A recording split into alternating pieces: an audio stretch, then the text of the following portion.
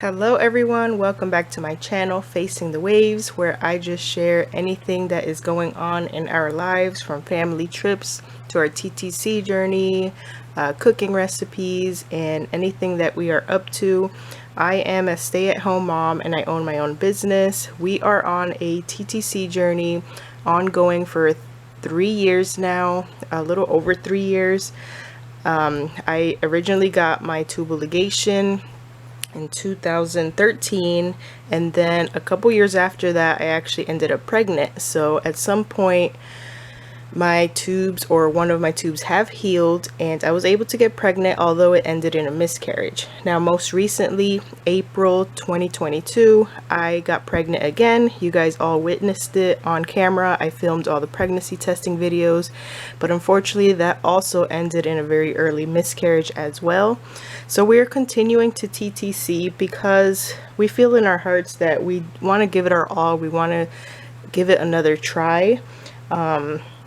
We're not sure if having another child is in store for us. It's all in God's plan, but in the meantime, I feel like I want to keep trying. I've gotten pregnant twice so far. We don't know what has went wrong with my tubes. I haven't sought any other procedures or anything to check for that, but we're going to continue TTCing on our own because I feel like within time we will get our answers. I want to try a couple things this next few months. I have some things laid out here. Some things you guys already know I've been trying, and I also wrote some notes so I don't forget. But I wanted to see if any of this is going to help us conceive within the next couple months. I tried supplements a while ago and it didn't seem to do anything. This most recent time I got pregnant, I just got pregnant, not even trying to conceive. I wasn't taking any vitamins, no supplements, and we weren't tracking absolutely anything.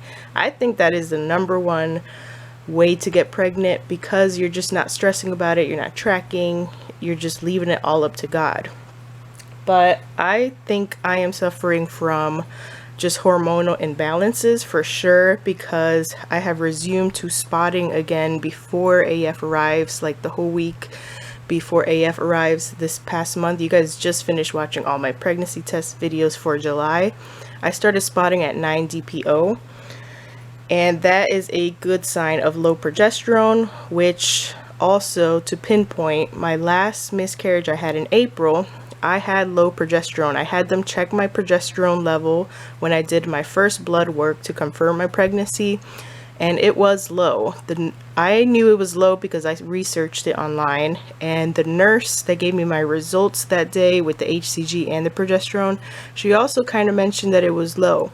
But when I asked my actual doctor, she said that's within the normal range. But also some of you guys commented that that was also a very low progesterone. So, and I was taking progesterone cream as well. So even with the progesterone cream, my progesterone levels were showing up low. I might have already been in the process of miscarrying, and there's many factors that would affect that, but my doctor didn't want to put me on progesterone supplements because we weren't 100% for sure if this pregnancy was in the correct location, and she didn't want to encourage anything to grow if it was outside of the uterus. She wanted to confirm that first before she put me on anything, and then unfortunately it was too late. I started my miscarriage. So needless to say, if I ever get pregnant in the future again, or when I get pregnant in the future again, I am not seeing that doctor. I'm seeing somebody completely different, and I will tell them for sure right off the bat that I want to be put on progesterone, and I want them to check my progesterone just in case these losses are due to low progesterone. Since I've had my tubal ligation, more than likely one of my tubes opened up and one might still be closed, which can definitely screw up your hormones. When you get your tubes tied, I got them cut and burned. That means there is no blood flow going to the ovary that has the blockage, same as if you just have fallopian tube blockages. It just disrupts everything, disrupts the blood flow and the hormones. So that is most likely what I think is happening. One of my tubes is connected, so I'm able to get pregnant, but because of some type of blockage, things aren't happening like they're supposed to. I have 2 kids right now, prior to my tubal ligation, of course, and those were perfectly healthy pregnancies, didn't have any spotting, no complications. But now I feel like since I had the tubal ligation, it just screwed something up, and my body is not holding on to these pregnancies because something is off hormonally.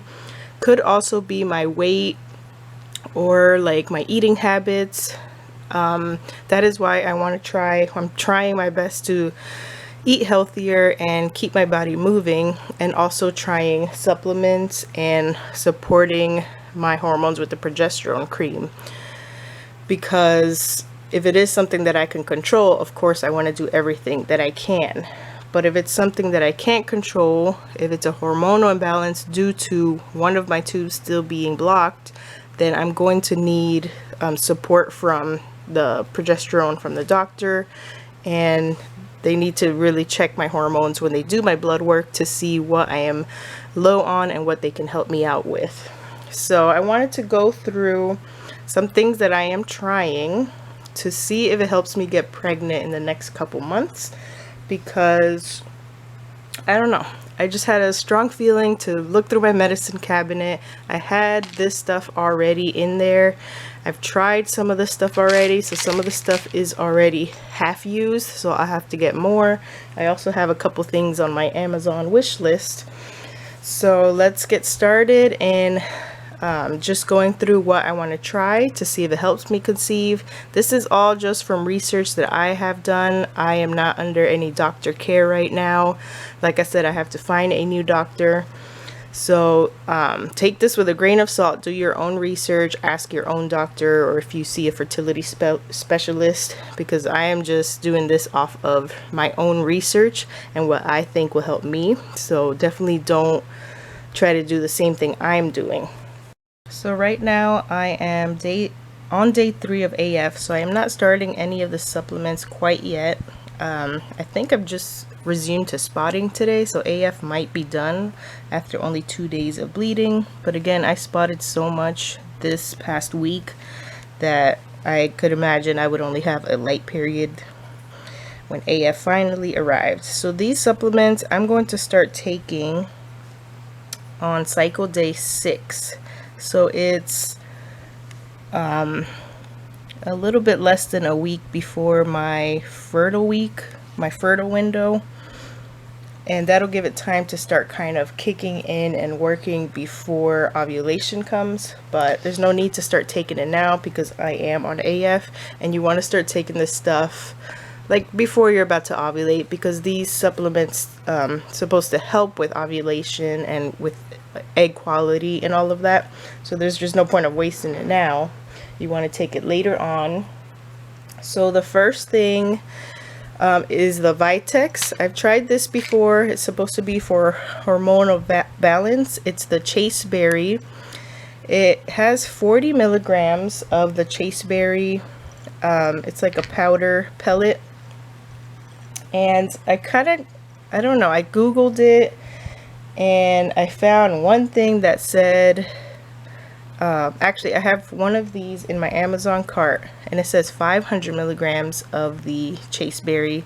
I felt like that was kind of high. I did Google it and I found conflicting information. I found some that say they recommend 500 milligrams for fertility, but then I found one that said 35 to 40 milligrams, and this one is 40 milligrams, and the serving size is just 1 capsule.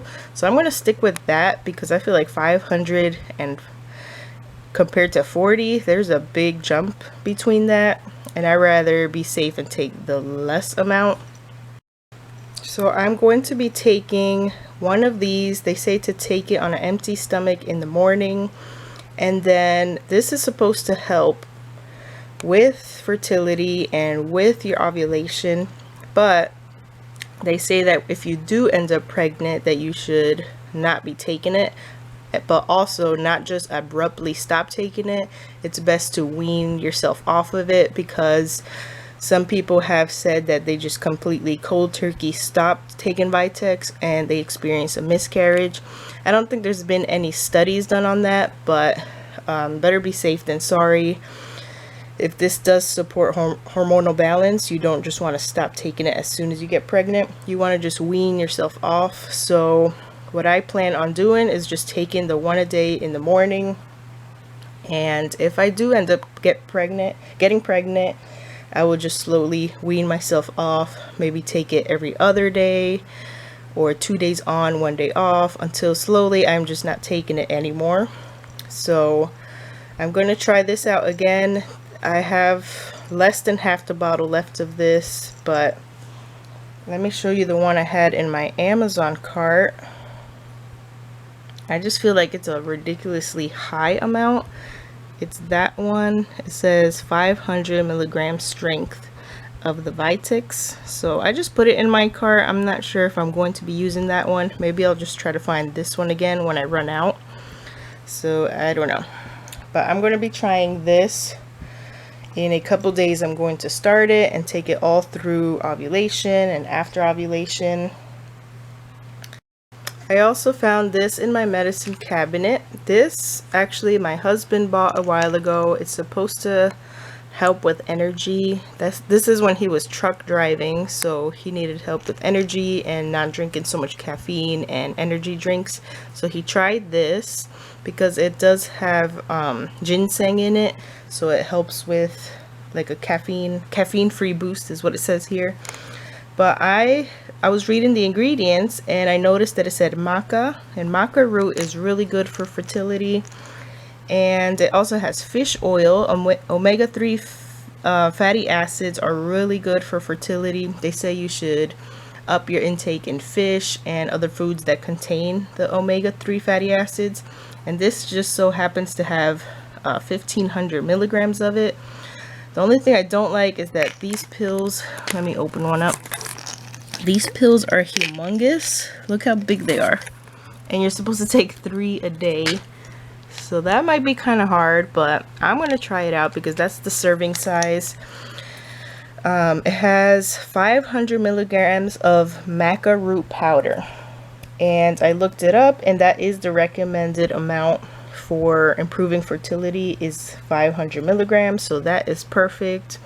And then it also has the ginseng, which it's good to have more energy. I don't think ginseng is bad for getting pregnant. It has a couple other ingredients, but this is just something I happened to come across in the medicine cabinet. Nobody else is drinking it. My husband stopped drinking it, so I'm gonna give it a try. 3 times a day will give me the milligrams that it says on the bottle. I'll probably try to split this up instead of trying to drink them all in the morning. The only one I'm going to take on an empty stomach is the Vitex. This I'll probably try to split up through the day with food. So at that point, when I start these two, I'm also going to start my prenatals. These are the prenatals I have been using. It's always good to take prenatals before you even conceive, so that you already have those nutrients and minerals in your body ready to get started and working before implantation would even happen, before sperm meets egg and everything. So about a week before, a little bit less than a week before ovulation is when I would start all this. That way I'm giving myself a break right now just to flush everything out with AF and then start building up all of these nutrients in my body. I like these prenatals because it has a lot of iron. Another thing I had in my Amazon wish list was Geritol. I've heard a lot of good things about Geritol, especially because it has iron in it. But surprisingly, I was comparing, and my prenatal vitamins have more iron in it than the Geritol. So I might as well just stick to my prenatals. This one has 28 milligrams of iron, and let me look it up. The recommended iron level to sustain a pregnancy is 27 milligrams.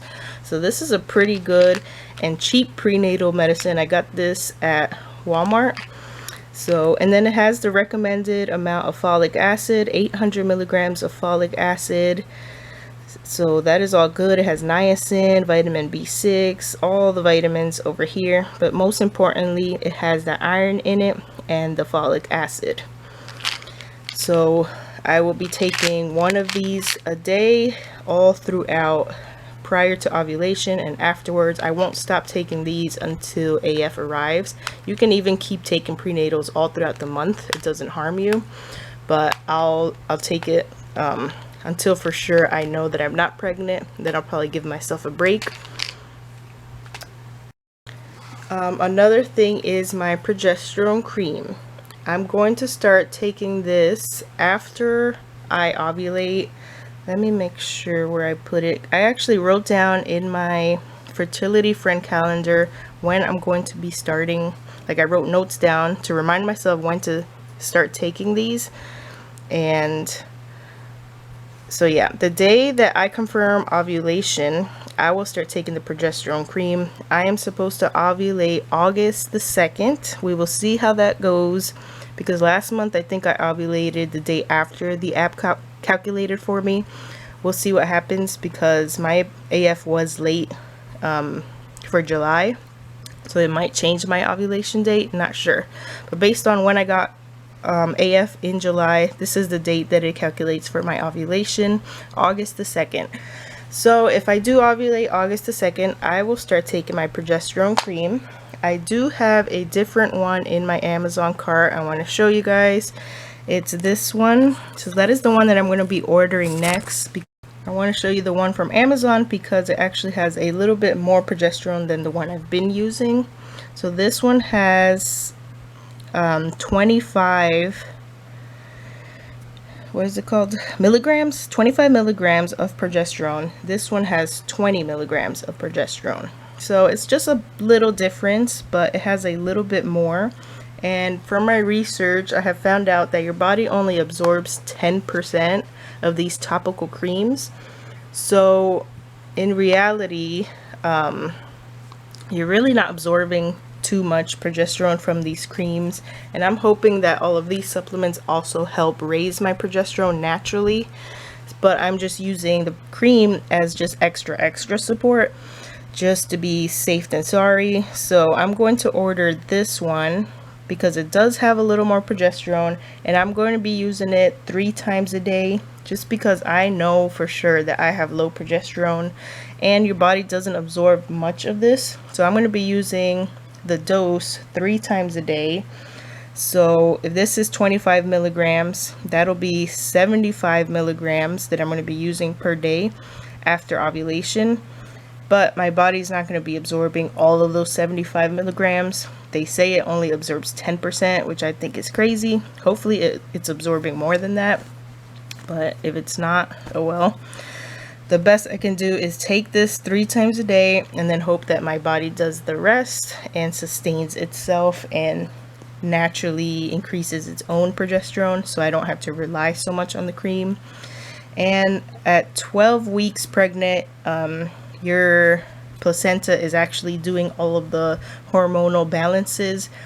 So whether I have to get on doctor prescribed progesterone or if I can just keep using my creams and the supplements, around 12 weeks is when the placenta would take over, so I wouldn't have to do all of this extra stuff and extra supplementation.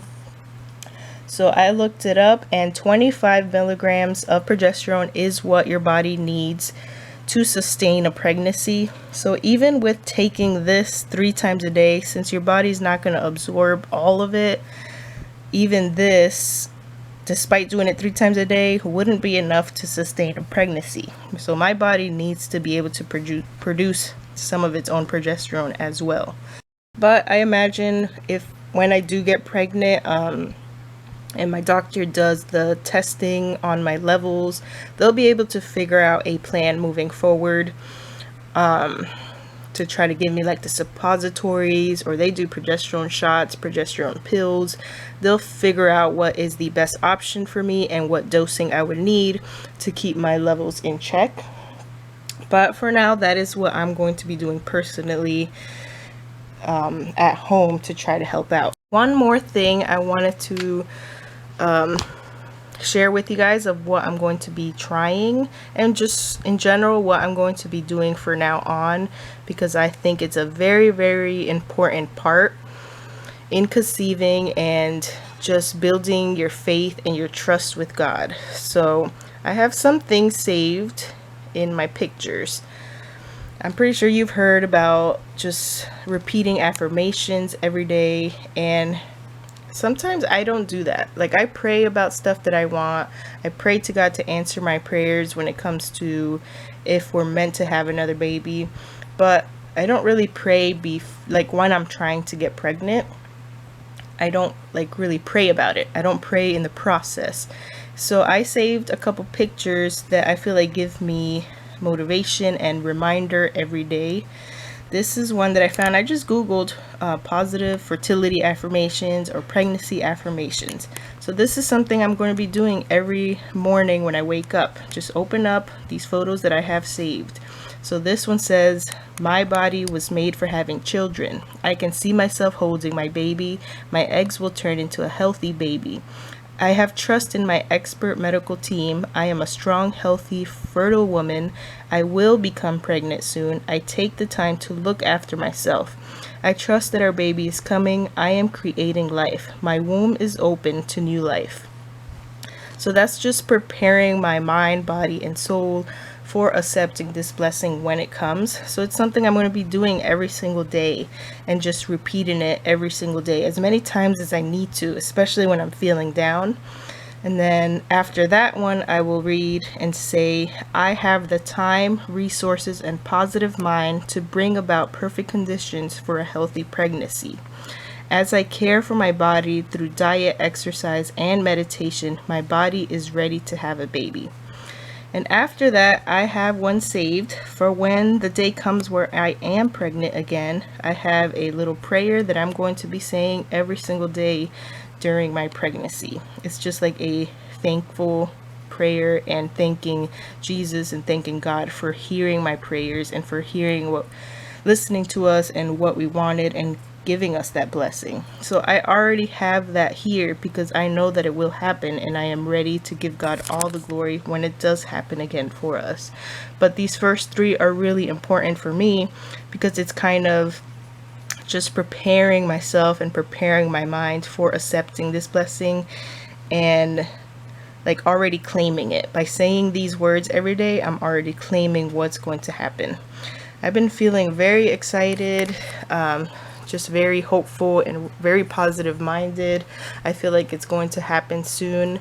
My first loss and then my second loss are 3 years apart, so it took me 3 years to get pregnant from the first loss to the second loss. But I have a strong feeling that's not going to happen this go around. Just like my intuition in my heart, I feel that. Not because I'm going to be starting all these supplements. I do cross my fingers and pray and hope that these supplements do help, but that is not what my trust and my faith is on.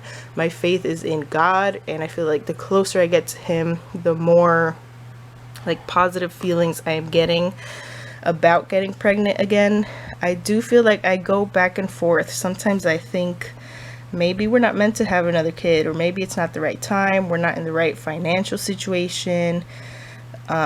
Do I really want to start all the way over with another baby? Our kids are 8 and 10 now, so those thoughts do come across, but then I start feeling excited again. I start getting the baby fever and just start feeling really positive towards it. So I don't know, I'm back and forth. I don't know what's going on, but I'm throwing my hands up and leaving it to God and feeling positive no matter what. But this is the things that I am trying out. This is something that I'm going to continue doing, even with other goals in my life that I am praying for and hoping for. Just like that verse said that I shared on the YouTube and Instagram, God wants you to write your visions down, so that way you can continue focusing and meditating upon those visions and you will see them happen in your life. So that is the last thing that I was trying on top of all these supplements. And this is something I also need to work on in my life, is just continuing to repeat positive thoughts and pray about things every single morning. Every day is a blessing. Every breath we take is given to us by God. So we have to spend as much time as we can meditating in God's presence and seeking His guidance for everything that we do, all the changes we do in our life, and everything that we are working towards. I hope this helped you guys out and it was informative. Like I said, I've just done my own research on this stuff, so don't try to listen to me. I am not a doctor, and I'm not even seeing a doctor at the moment. So just wanted to share what I was trying in case it did work out. And at the end of the day, it's all in God's hands. It's all in God's plans. This stuff could just be a waste. But the number one important thing is building your relationship with God and building that trust, building that connection, because God will answer your prayers, whether it's through the exact thing that you wanted or whether it's through just a revelation. A revelation will come over your mind and you will just understand. You will just take a whole new path that you didn't even imagine. So anyway, this is it for this video. It's probably really long, but I wanted to squeeze all the information in there and wanted to share with you guys what we are trying, and hopefully it works. Hopefully I'm able to get pregnant very soon, and of course I will take you along that journey and continue sharing our story. I hope you guys enjoyed. I'll see you guys in the next video.